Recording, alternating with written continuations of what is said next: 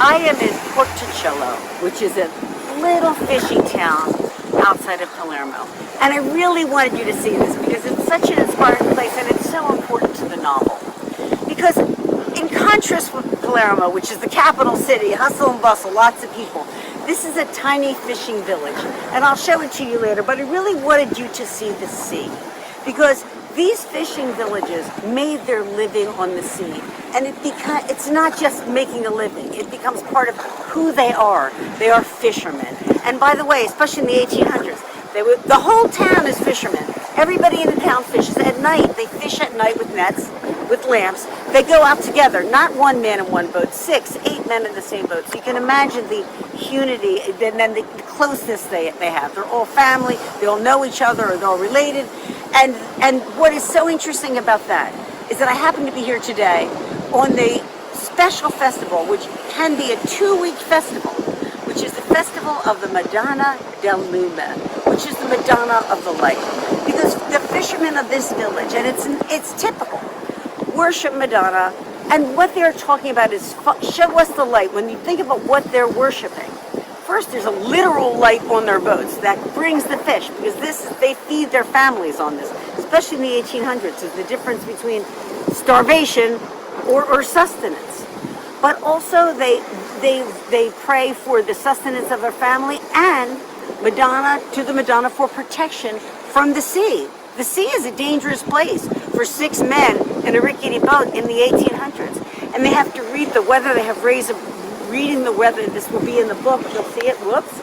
And, they watch the clouds. They can't go out if there's going to be a storm.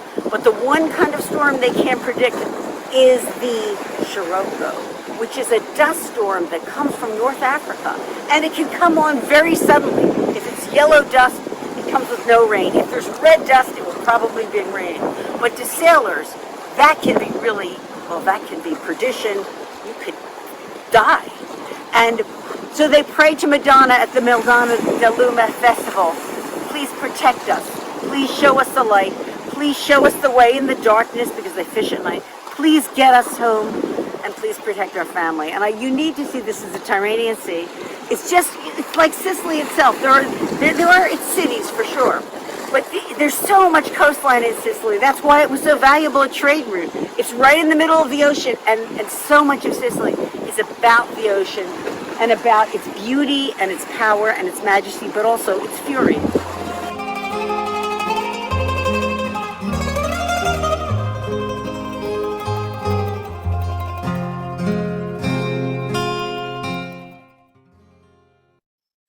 Okay, seriously, could you die from that backdrop? I cannot believe how beautiful Sicily is.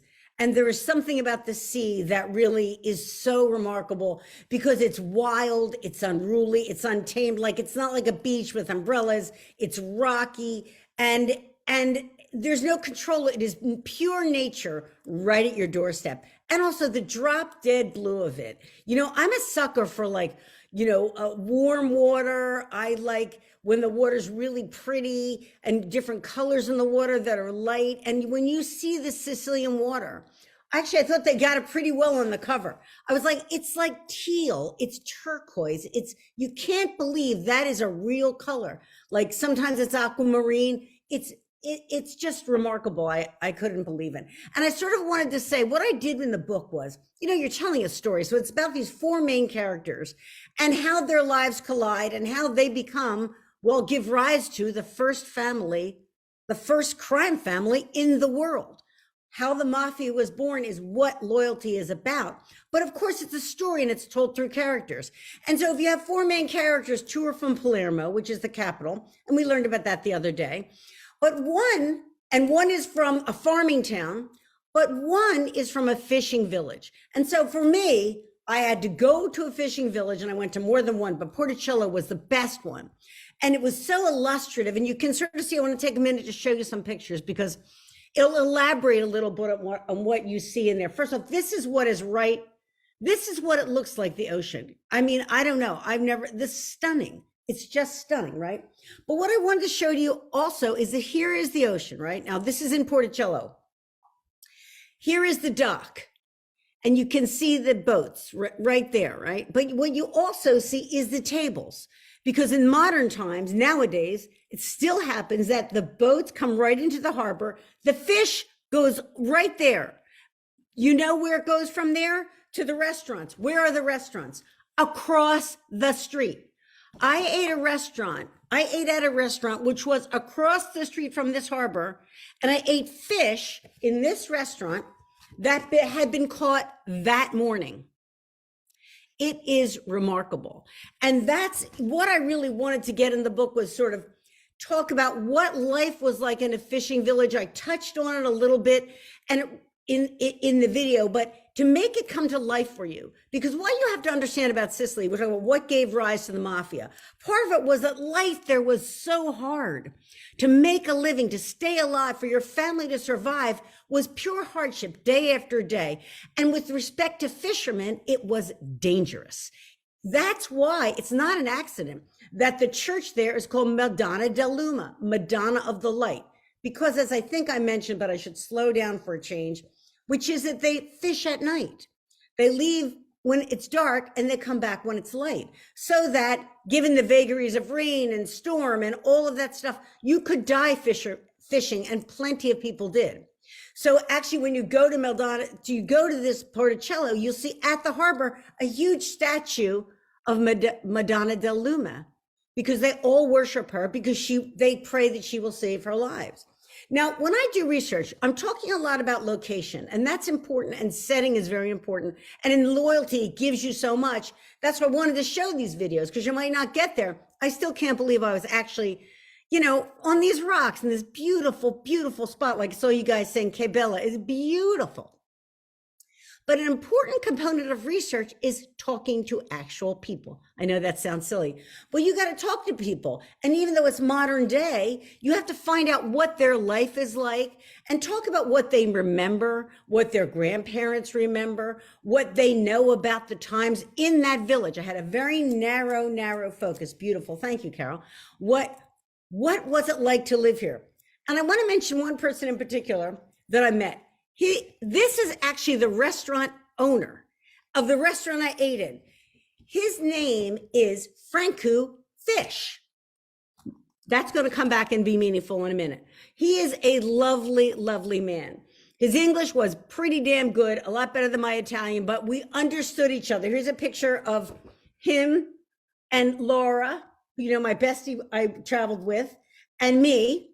And what you notice about him, besides the fact that he has a great smile, he's a lovely, warm-hearted guy, is this medal around his neck. He's a very religious man. He is dedicated to the Madonna del Lume. Now, it's partly because his livelihood comes from the sea and he's very attuned to it. All of he has a line of fishermen in his background, and he runs a fish restaurant. But he reveres her so much. He regards her as his guiding light.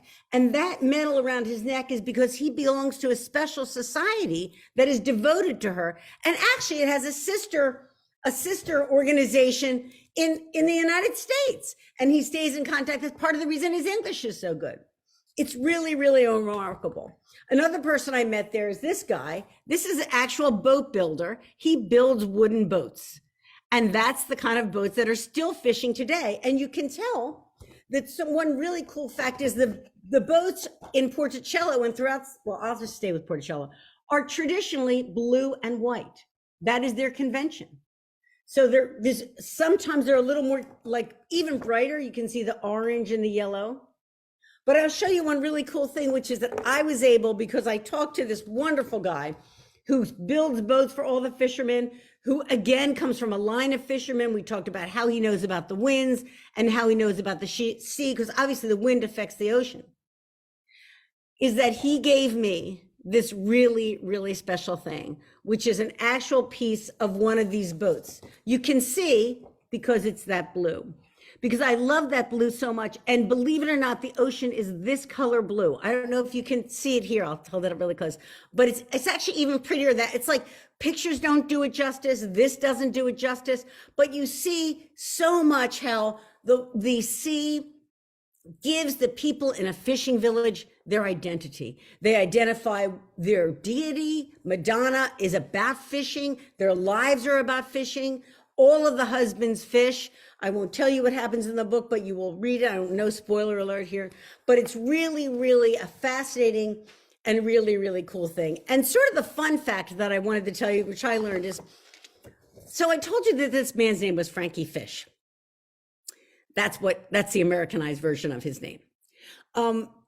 What I learned from him and verified from other people in different villages that I went to is that in Sicily, there is a tradition of going by nicknames. Part of it is because a lot of people have the same first name if they're named after a saint, like John or Michael or someone like that, right? Or Luke.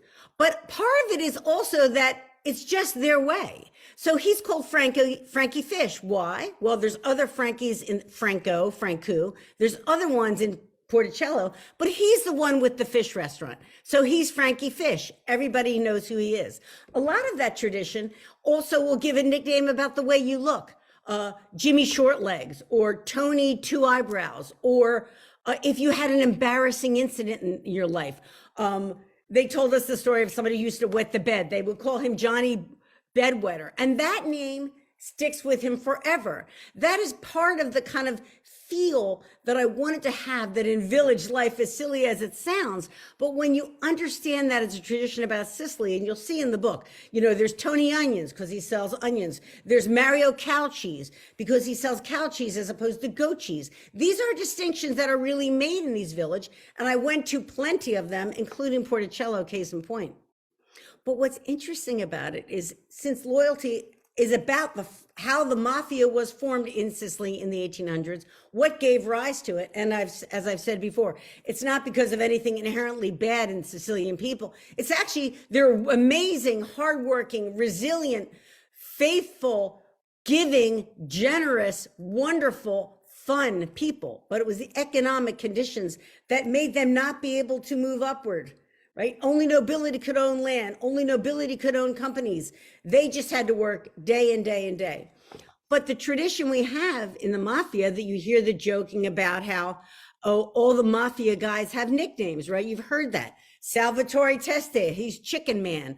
Well, every single mob guy has a nickname because the mafia was born in Sicily, and that tradition of nicknames is Sicilian. Someone go, my husband's cousin's John the Tailor, right? I love Pigeon Tony. Thank you, Anne. I love that tradition. I've always had it. And I've had it in my books before, but I must tell you that it wasn't until I went to Sicily and really penetrated the village and talked to the people and said to them, why do they call you Frankie Fish? And he said, because there's Frankie Baker and there's Frankie Taylor and there's Frankie Cobbler. And by the way, that guy used to wet the bed. And you're like, we're 60. Are we really having this conversation? But we are. And what's also great about that, and what really matters, and I hope what is imbued in this loyalty in this book, is family, neighbors. They look out for each other. The families are tight knit. They all know each other. And so if you did something when you were 10, it will stay with you till you're 30 and 40 and 50. And that's not a bad thing, because they look out for one another. And no place is more emblematic than that, than a place like Porticello, because it's a fishing village. They don't fish alone. They fish 6 or 8 to a boat in those days. And this man showed me some of those boats and told me about it, and told me about the oil lamps so they could see. Sometimes there'd be fire from the oil lamps. Is incredibly treacherous, incredibly dangerous. The men who did it were brave, and the women waited and waited and prayed, because that's all they could do.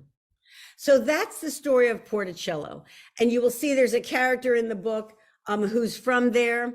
And I think I hope this little backdrop, like all of these videos I'm doing and all of the pictures I'm showing, they'll all be on the website, will be a really wonderful companion to you when you read it, or when your book club reads it. You just have a little bit of insider information, also a little bit about my process, how I'm going to wander around and talk to strangers and all of a sudden become friends. And Laura will tell you that when we see how close we are in this picture, we spent like all day with Frankie. He took us inside the church. I did not take pictures there out of respect, but he took us inside this church, which is not open that day. He knocked on the priest's door. He got us inside because it meant so much to him that by the end of the day, we were all crying. I don't even know why, because I felt so close to him, and he's such a great heart. You know, you can see it.